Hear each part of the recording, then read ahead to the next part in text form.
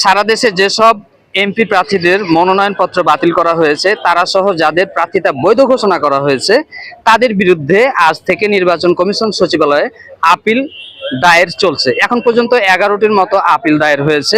নির্বাচনে returning officer কর্তৃক 723 জনের মনোনয়ন বাতিল করা হয়েছে।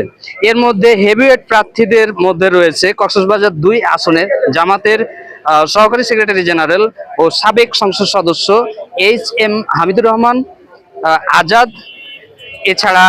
এছাড়া বগুড়া 2 আসনে নাগরিক ঐক্যের মাহমুদুর রহমান মান্না, যশোর 4 আসনে বিএনপি TS আয়ুব এবং ঢাকা 4 আসনে সম্প্রতি এনসিপি থেকে পদত্যাগ করা আলোচিত স্বতন্ত্র প্রার্থী ডক্টর তাসনিমা জারা।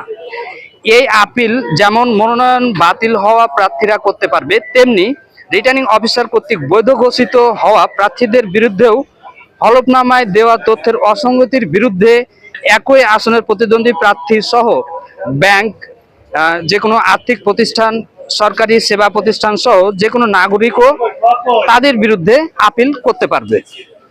নির্বাচন কমিশনে 9 জানুয়ারি বিকেল 5টা পর্যন্ত আপিল করা যাবে। এসব আপিল 10 জানুয়ারি থেকে 18 জানুয়ারির মধ্যে দুই পক্ষের শুনানি গ্রহণ করে নিষ্পত্তি করা হবে। এরপরও আপিলকারীরা ইসিতে কাঙ্ক্ষিত ফলাফল না পেলে উচ্চ আদালতের শরণাপন্ন হতে পারবে। অতীতের রেকর্ডে দেখা যায় উচ্চ আদালতের রায়েও অনেকের প্রার্থিতা ফিরে পায়। এ পর্যন্ত 1842 জনের প্রার্থিতা বৈধ বলে ঘোষণা করেছে নির্বাচন কমিশনের রিটার্নিং অফিসাররা। এ পর্যন্তই আপনাদের